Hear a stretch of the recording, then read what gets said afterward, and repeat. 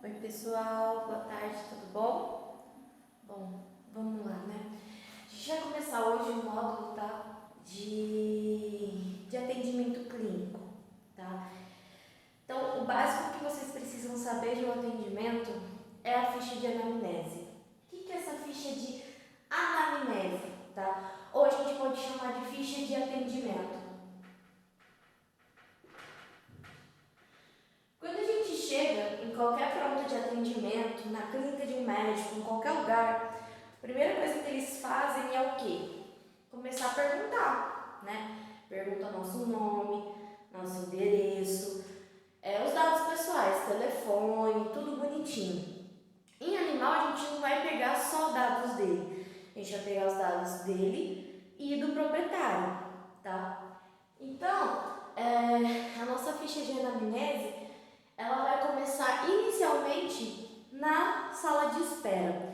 Quando você chega e cumprimenta, né, a recepcionista, na maioria das clínicas, né, quando tem recepção, ele vai começar a fazer o quê? Primeira coisa,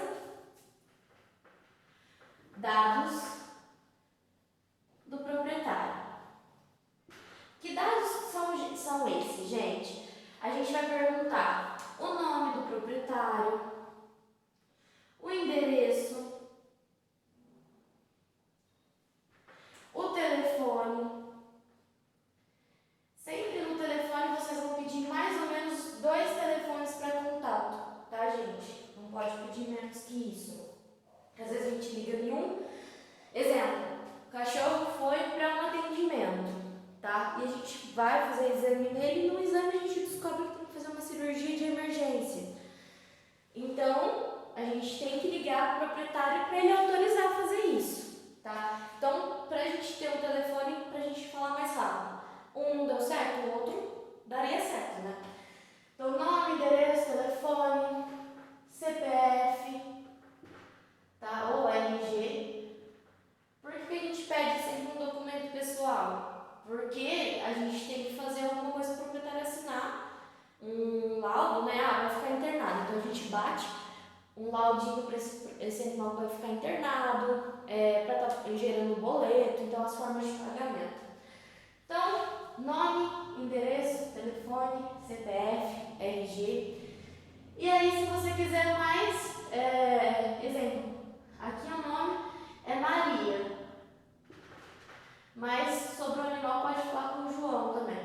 Então, a gente coloca contato adicional, tá bom? Então, isso é os dados do proprietário que a gente precisa preencher. É necessário? Gente, nome completo do proprietário, tudo bonitinho. Algumas clínicas, elas pegam também data de nascimento do proprietário, tá? Por quê? Às vezes, mandar uma mensagem, né? Olha, parabéns, uma coisinha assim, é algo que é bem bacana. Então, depois dos dados do proprietário, o número 2, tá? Na nossa lista, vem os dados do nosso paciente, né? Então, dados do animal.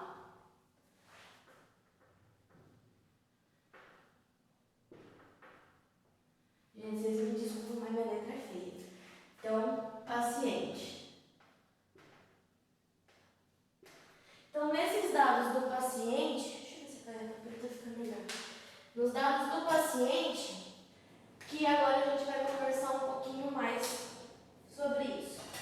A caneta preta tá melhor.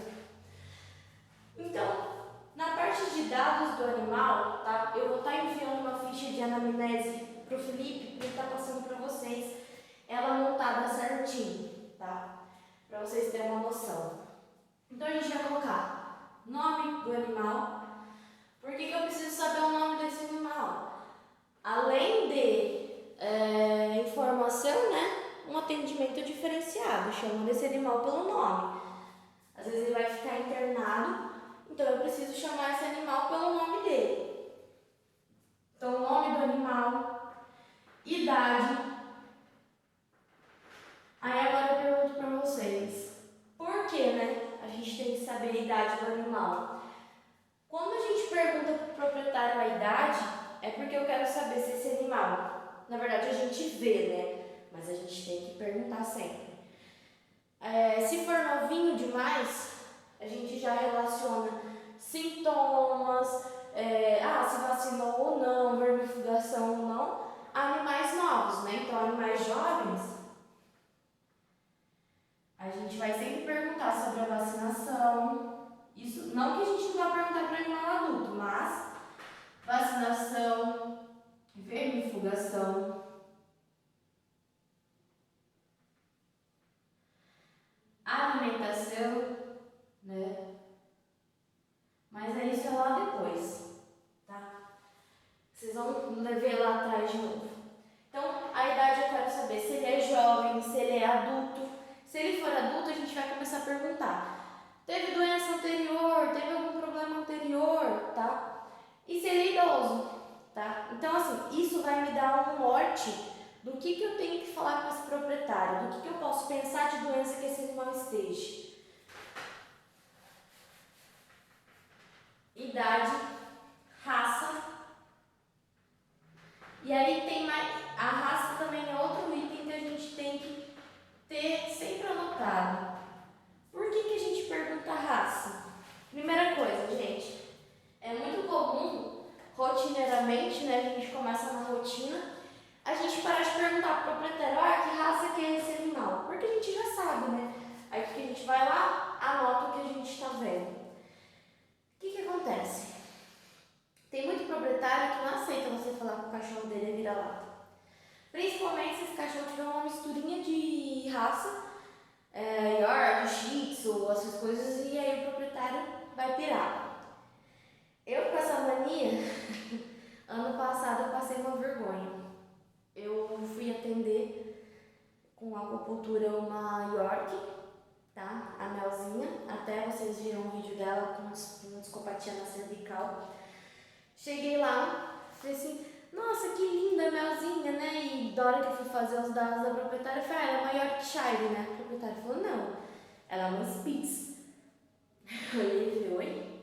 Aí ela falou: não, era pra ela ser uma Spitz. Eu comprei como Spitz, mas ela não é Spitz, né? E ela é uma York. Na verdade, eu acho que ela é mistura de York com Spitz, porque ela tem muita coisa do Spitz e também tem muita coisa do York. Então, são essas coisas que a gente também tem que tomar cuidado, tá? Então, sempre pergunta a raça. Por que a gente vai perguntar a raça, gente? Doenças próprias da raça. Se for poodle, gente, você começa a chorar, tá? Eu tô com um poodle lá internado. Ele tá com o fígado totalmente paulado, tá bem ruim o fígado dele, mas ele tá vivo. Então, assim, por que a gente brinca do poodle, né? Porque entra paciente, sai paciente, o poodle tá lá. O poodle pode ter 20 anos, mas ele tá lá, ó, firme e forte. Então, a gente pergunta a raça para saber as doenças que vêm dessa raça, né? Através da parte genética.